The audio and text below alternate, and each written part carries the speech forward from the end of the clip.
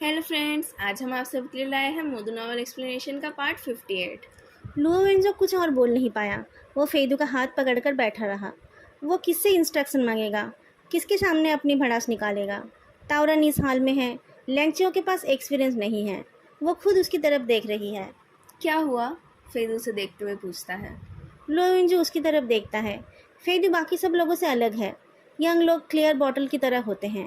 बाहर से ही पता चल जाता है कि अंदर क्या है। ओल्ड लोग फ्रॉस्टेड ग्लास बॉटल की तरह है, जिसमें डार्क लिक्विड है।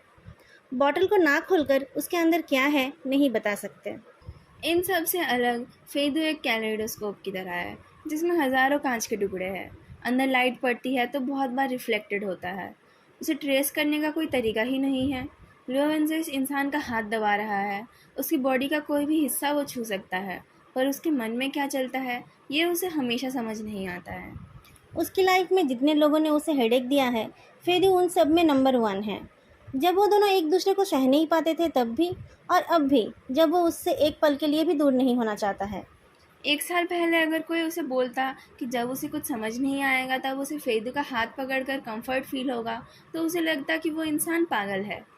कुछ नहीं, बस अर्ली मिड लाइफ क्राइसिस। फेदू एक शैतानी हंसी के साथ उसके करीब आता है। शीजियोंग, क्या आपकी एबिलिटीज़ आपके एम्बिशंस जैसे नहीं हैं? पहले बताते तो मैं ही आपका ध्यान रखता। तुम्हें डर नहीं है? तुम लोगों के हाथ पकड़ रहे हो। अभी तक मैंने तुम्हें उसकी सज़ा नहीं दी है। ओह, तो क्या करना चाहते हैं आप? डार्लिंग, डैड का दिल अभी कमज़ोर है। तुम उसे हार्ट अटैक मत दो। दोनों केस के बारे में बातें करने लगे।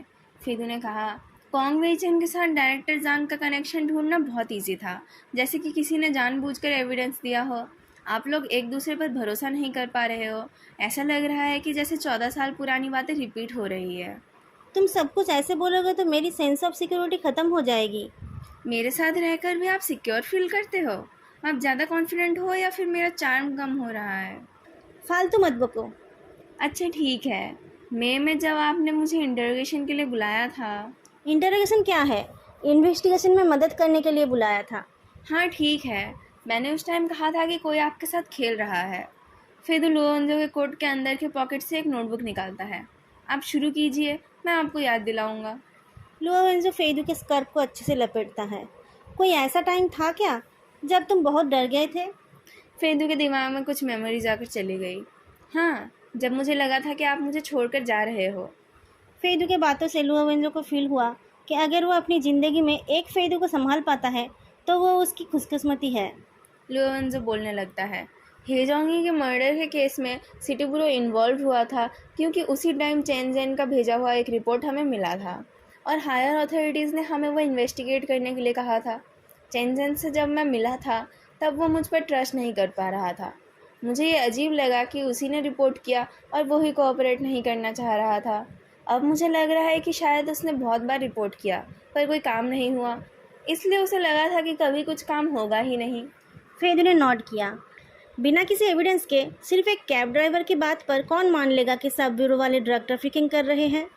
वही तो। जब डायरेक्टर जांग ने मुझे वो काम सौंपा था तब उन्होंने कहा था कि ये सच नहीं हो सकता, पर कोई क्यों ऐसा रिपोर्ट कर रहा होगा? शायद वांग होंगलैंड के काम का तरीका किसी को पसंद नहीं आ रहा था।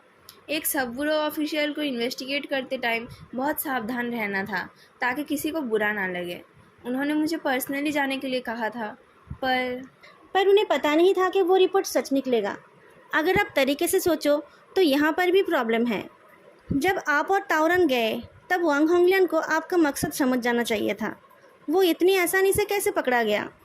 ऐसा नहीं कि मैंने बहुत अच्छा काम किया, बल्कि किसी ने डेलिबरेटली मुझसे वो सब कराया।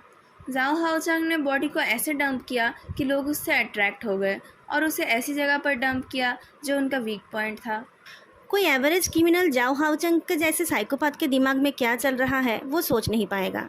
नॉर्मली वांग होंगलियन को सिटी ब्यूरो के साथ कोऑपरेट करके ये एविडेंस ढूंढना था कि वो मर्डर उस जगह पर नहीं हुआ था। ताओरन को और मुझे दोनों को ही एविडेंस मिल गए थे कि उस रात वो चेंगवांग मैंसन में गया था। फिर नोटबुक में एक लाइन खींचकर माँ जियाओई लिखता है, पर उसके पहले ही कुछ अनएक्सपेक्टेड हो गया। मा जियाओए की टेस्टिमोनी मीनिंगलेस थी, जिससे वो खुद को ही मर्डरर साबित कर रहा था, पर साथ ही वो एक डबल साइडेड टेप की जैसा था, जो हमारे फोकस को ड्रग ट्रांजैक्शन के स्पॉट पर ही बांध कर रख रहा था। लोअन्जो बहुत मुश्किल से कुछ याद करता है। तुमने कहा तो मुझे याद आया, मार्केट में लड़ाई हुई तभी तो उन लोगों को पकड़ा गया था। आपका मतलब है कि वो झगड़ा शायद जानबूझकर शुरू किया गया था? पर वांग होंगलिन तब भी खुद को बचा पाता। मा जियाओए के यूरिन में ड्रग्स मिले थे। उसकी बातों को फालतू बकबक कहकर टाला जा सकता था, नहीं तो वो कुछ लोगों को स्केपगोट भी बना सकता था। पर उसी टाइम चेंजन बहादुरी दिखाने गया और फंस गया। लोअन्जो को पता चलने पर वो वहाँ गया तो उसे भी मारने की कोशिश की गई, जिसकी वजह से सब पकड़े गए। पर हुआंग जिंगलियान का चेंजन को उस टाइम मारने का इरादा नहीं था। एक और बात है, लुओवेंजो ने सोचकर कहा। जब मैं उस ग्रेट फॉर्चून बिल्डिंग में गया था तब फ्रंट डेस्क वाली लड़की ने मुझे वार्न करने के लिए एक नोट दिया था और फिर मुझे एक ऐसे रूम में भेजा था जहाँ पर एक हिडन विंडो था। मैं तो उससे पहली बार मिल रहा था। वो अपनी जान खतरे में डालकर मुझे बचाने की कोशिश क्यों कर रही थी? ऐसा लगता है जैसे उसे पहले से पता था कि वो लोग मुझे मारने की कोशिश करेंगे। बाद में जब मैं इन्वेस्टिगेशन के लिए गया तब उस लड़की का कोई अता पता नहीं था। अगर चेंजन नहीं मरता तो हुआंग जिंगलियान खुलकर सामने नहीं आता, पर अगर उसने उसे नहीं मारा तो किसने मारा? फेदू ने चेंजन का नाम भी लिखा। तीसरा मिस्टीरियस इंसान वो है जिसने हे जोंगी को मैसेज किया था। ऐसा भी तो हो सकता है कि उसी ने जाओ हाओचांग को गाइड किया था ताकि वो उस बॉडी को वहीं पर डंप करे। इस केस के यही 3 क्रूशियल पॉइंट्स हैं। इतनी सारी चीज़ें कोइंसिडेंट नहीं हो सकते। और जैंग डोंगलाई को खींचा गया तो उसके चाचा होने के नाते डायरेक्टर जैंग को भी हटना पड़ा। उनको कुछ रिएक्ट करने का मौका ही नहीं मिला था। फेदू ने कहा, सबसे पहले क्रूशियल आदमी को क्रूशियल स्फीयर से हटा दिया गया। हर चीज़ को शुरू से ही प्लान करके किया गया है। उसके बाद रिसाइटर ने लड़कियों के ट्रैफिकिंग के बारे में बताया। वो केस हॉरिफाइंग तो था पर कॉम्प्लिकेटेड नहीं। इसमें क्रिटिकल पॉइंट ये है कि सू लुओजान का सू जियाओलान को कॉपी करना। किसने वो डिटेल्स उसे बताई होगी? उसके बाद जो क्लैन का केस। इसमें स्ट्रेंज चीज़ था वो पैकेज जो डोंग चियान के नाम से भेजा गया था। उससे हमें फेक एक्सीडेंट के बारे में पता चला। फिर किसी ने डोंग जियाओचिंग के फ़ोन से जियाओ हायांग को मैसेज करके बुलाया और घर को जला दिया और फिर वही वेनचान का एसेसिन से मर्डर कराना। उसके कहने के मुताबिक उस मिस्टीरियस ऑनलाइन फ्रेंड से उसकी दोस्ती पिछले कुछ सालों से ही थी। वो इंसान एक लेंथी प्लान बनाकर हमें स्टेप बाय स्टेप बिनहाई के बॉडी डंपिंग एरिया में ले गया और क्रिमिनल्स के डेन तक भी। कुछ पॉसिबिलिटीज़ हो सकती है। फर्स्ट, जैसा कि वन आई ने बताया था, ये एक इंटरनल पावर स्ट्रगल भी हो सकता है। शायद कोई वो करना चाहता है जो फे चेंग कर नहीं पाया, या फिर वो लोग सिटी बुरो के उस पर्टिकुलर आदमी को टारगेट कर रहे हैं और गुजाओ के केस को खोद कर निकालना चाहते हैं। फेदू अपना फ़ोन उठाकर देखता है, जैसे इस हफ्ते रिसाइडर ने रिवेंज सबमिट किया है।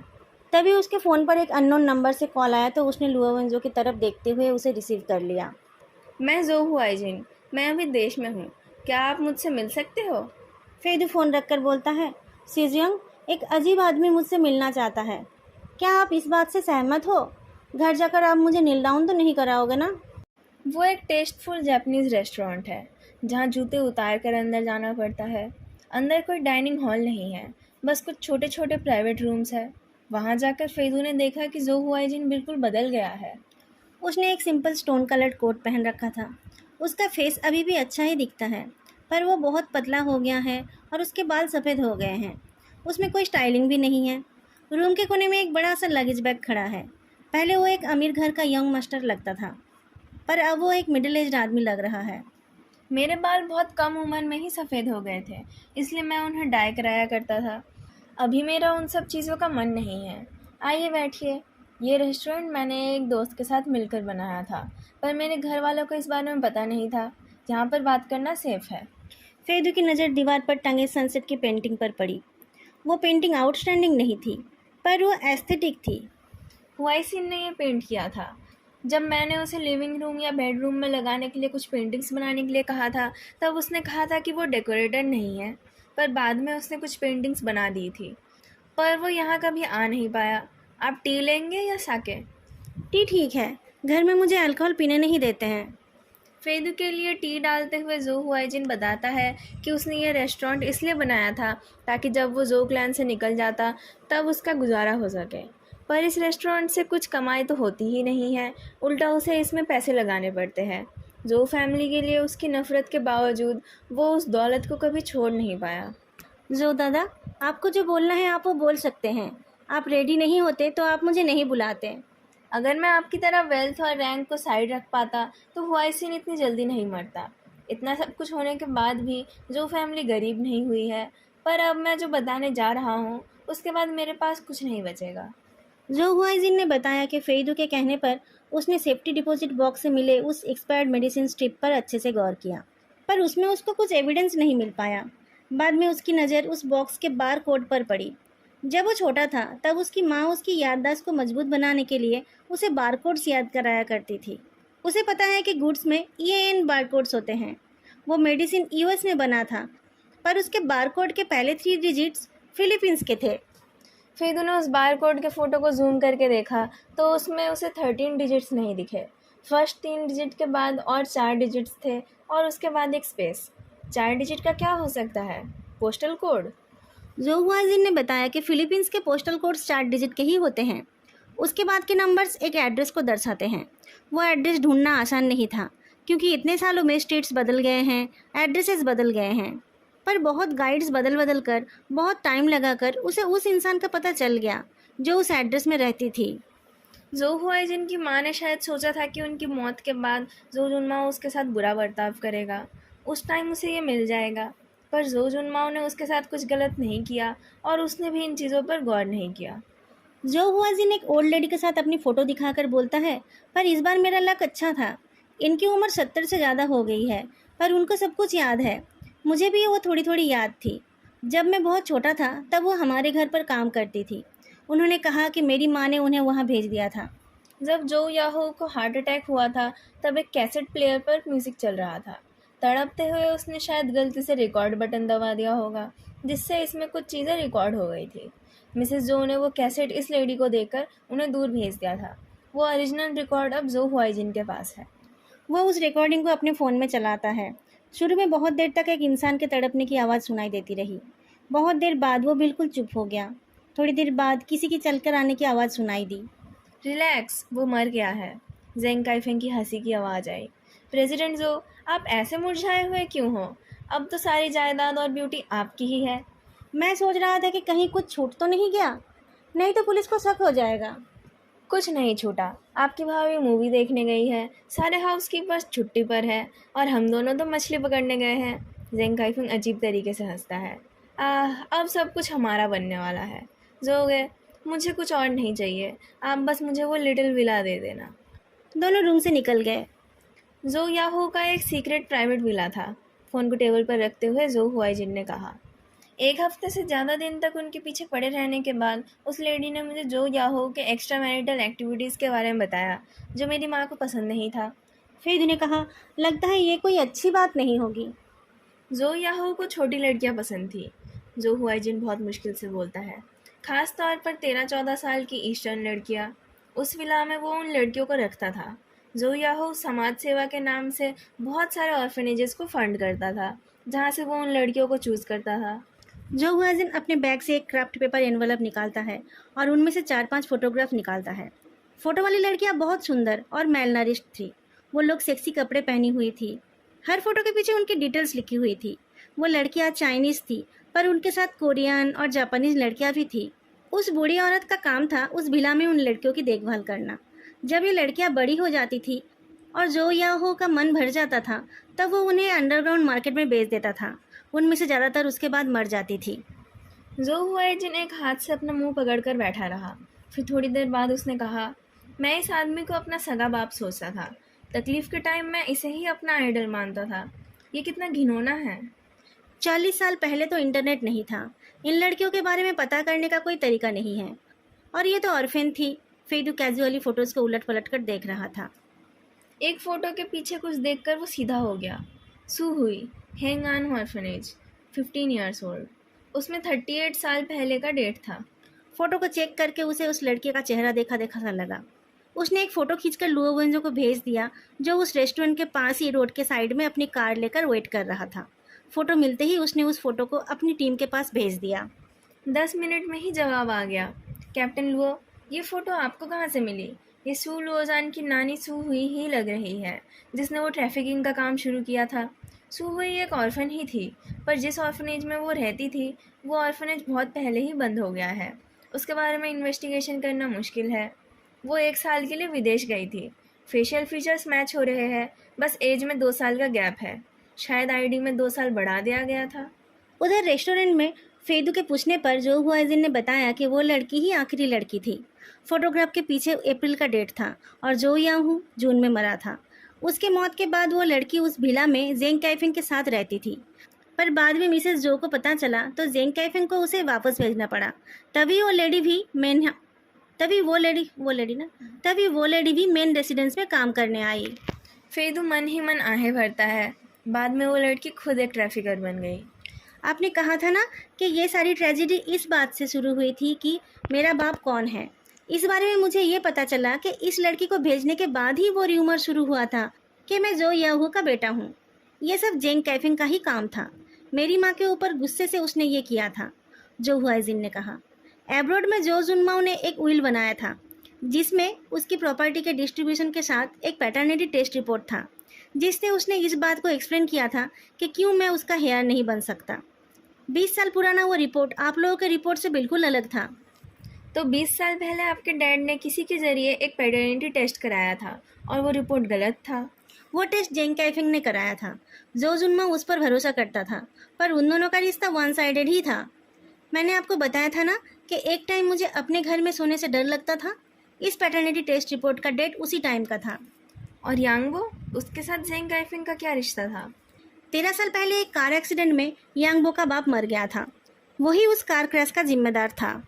उसकी बात ख़त्म होने से पहले ही लुओंजो का कॉल आ गया। हॉस्पिटल में यिनपिंग के साथ कुछ हो गया था। कुछ देर पहले जब जियाओ हायांग ताओरान से मिलने गया तब वहाँ पर चैंगनिंग के साथ यांग जिन भी थी। बैंडेजेस में लपटा हुआ ताओरान लेटा हुआ था।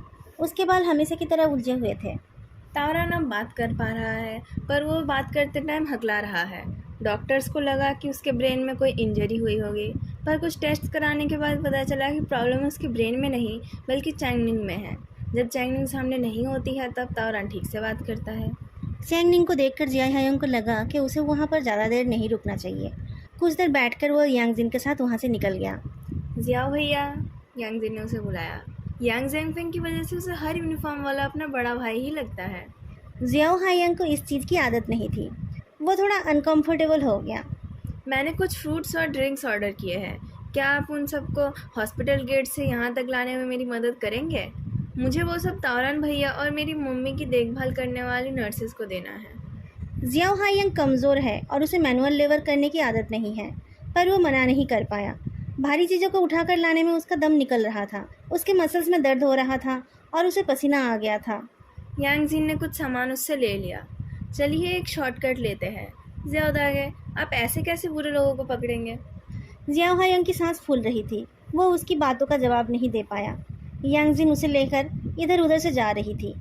उसकी हालत देखकर उसने उसे एक साइड पर वो सामान रखकर रेस्ट करने के लिए कहा। ऊपर जाकर उस डोर के बाद राइट टर्न लेने से ही पहुंच जाओगे। मॉम के फ्लोर पर जाकर बोलना है ये फू जियाहुई के रिलेटिव्स ने भेजा है। ताऊ भैया के फ्लोर पर जाकर बोलना है ये ताओरान के रिलेटिव्स ने भेजा है। उनको पता चलेगा किसने भेजा तो वो लोग और अच्छे से उनके पेशेंट का ध्यान रखेंगे। बड़ों ने मुझे यही सिखाया है। ये लड़की कितनी कम उम्र में ही कितना कुछ संभाल रही है। उसे देखकर जियाओ हायांग दुखी हो गया। मैंने आपके फादर के बारे में सुना है, वो एक हीरो थे। वो हीरो थे या नहीं ये उनको खुद को ही पता नहीं था। यांग जिन एक बिटर स्माइल के साथ बोलती है। हीरोज़ और विलन के एंडिंग तो सेम ही होते हैं। मरने के बाद दोनों ही हड्डी बन जाते हैं, पर जिंदा रहते टाइम विलन्स की ज़िंदगी अच्छी होती है। वो कुछ भी कर सकते हैं। जियाओ हायांग के पास इसका कोई जवाब नहीं था। उनके पीछे एक स्टेयरवेल डोर था जो लॉक्ड था। बहुत कम लोग उधर से जाते हैं। अपनी कलाई की एक्सरसाइज करते हुए जियाओ हायांग उधर देख रहा था। अचानक उसने देखा कि नर्सेज एड के यूनिफॉर्म में कोई उधर से तेज़ी से जा रहा है। वो नर्सेस एड एक आदमी था और जियाओ हायांग से लंबा था। उसके कंधे चौड़े थे और वो स्ट्रॉन्ग दिख रहा था। उसने यूनिफॉर्म पहन रखा था और उसका फेस मास्क से कवर्ड था। जियाओ हायांग से नज़रें मिलते ही वो नॉट करके जल्दी चला गया। उसे ये कुछ ठीक नहीं लगा, पर इसके पहले कि वो कुछ सोच पाता यांग जिन ने हल्के से उसके यूनिफॉर्म को खींचा। जियाओ हायांग ने चौंक कर पूछा तो यांग जिन ने कहा, मैं बस पूछ रही थी कि वो सस्पेक्ट तो अब आईसीयू से निकलने वाला है। उसे कितने दिनों तक हॉस्पिटल में रखेंगे? हॉस्पिटल का चार्ज भी तो कम नहीं है ना? इनपिंग आईसीयू से निकलने वाला है? ये कहाँ से सुना तुमने?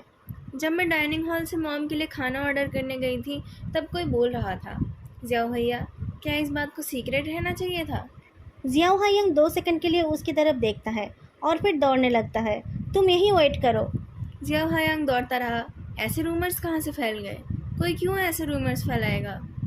आईसीयू के बाहर प्लेन ड्रेस में कुछ पुलिस वाले पहरा दे रहे हैं। उनसे थोड़े दूर फेदू के आदमी भी घूम रहे हैं। इन पिंग के स्पेशल पोजीशन की वजह से हॉस्पिटल वालों ने एक क्रिमिनल पुलिसमैन को हॉस्पिटल रूम पर नज़र रखने के लिए ऐसी जगह पर अलाउ किया है जहां विजिटिंग आवर को छोड़कर कोई बाहर वाला नहीं जा सकता है। उनको प्रोटेक्टिव क्लॉथ्स पहनना पड़ रहा है और वो शिफ्ट में ड्यूटी कर रहे हैं।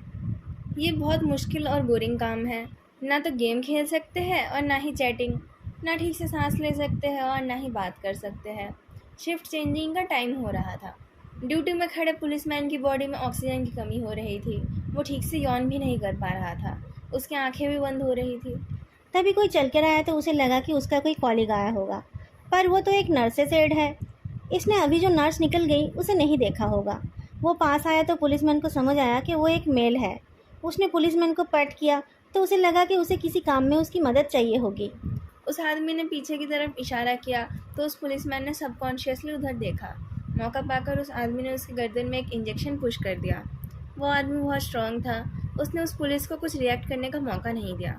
कुछ सेकंड्स में वो पुलिसमैन नीचे गिरने लगा। उसे एक चेयर पर बिठाकर वो आदमी इनपिंग की तरफ घुमा। तभी वो नर्स जो हर 15 मिनट में इनपिंग को देखने आती है वो आ गई। नर्सेस एड के ड्रेस में उस आदमी को इनपिंग के बेड के पास देखकर उस नर्स को शक हुआ, क्योंकि वो उसके आने का टाइम नहीं था। वो नर्स चीख उठी। पर उसकी चीख को इग्नोर करके उस आदमी ने यिनपिंग के गर्दन में एक इंजेक्शन पुश कर दिया। क्या कर रहे हो बोलकर वो नर्स दौड़ कर गई। किसी और को बुलाने का टाइम नहीं था उसके पास। वो खुद ही आगे कूद पड़ी। जियाओ हायांग के यूजलेस पैर तो बस उसका बैलेंस ही मेंटेन कर पाते हैं, पर अब उसे तेजी से आईसीयू की तरफ दौड़ना पड़ रहा है। उसके दौड़कर आने से सारे प्लेन ड्रेस वाले चौंक गए। उसे कुछ दिखाई नहीं दे रहा था। एक दीवार पर ठेस लगाकर हाँफते हुए उसने पूछा, क्या कोई बाहर वाला अंदर गया है? अंदर जाने के लिए कार्ड स्वाइप करना पड़ता है। लैंगचाओ जियाओ हायांग को देखकर गुस्सा हो गई, पर तभी उसे याद आया, अभी एक नर्सेस एड गया। जियाओ हायांग की आंखें फोकस्ड हो गए। पास से जाते हुए एक डॉक्टर का कार्ड छीनकर वो आईसीयू के अंदर चला गया। डोर की आवाज़ के साथ नर्स की चीख की आवाज़ मिक्स हो गई। उस आदमी ने उस नर्स को धक्का दिया। उस आदमी का हाथ खींचते हुए वो नर्स चीख उठी, हेल्प, ये यहाँ पर काम नहीं करता है। उस आदमी ने नर्स को खींचकर उसके गले में एक चाकू पकड़ लिया। हिलना मत। जियाओ हायांग अपनी जगह पर रुक गया। लो वेंजो का कॉल पाकर फेदू ने हाथ उठाकर जो हुआजिन को रोक दिया था। जो हुआजिन उसका एक्सप्रेशन देख रहा था। बात खत्म होने पर उसने कहा, मैंने सारी इंपॉर्टेंट बातें बता दी है, बाकी की बातें हम बाद में। जो दादा, क्या आप फिटनेस बन सकते हैं? मुझे पता है कि आपने जो इन्वेस्टिगेशन किया है वो आसान नहीं था और आप ज़्यादा डीपली इन्वॉल्व होना नहीं चाहते हैं।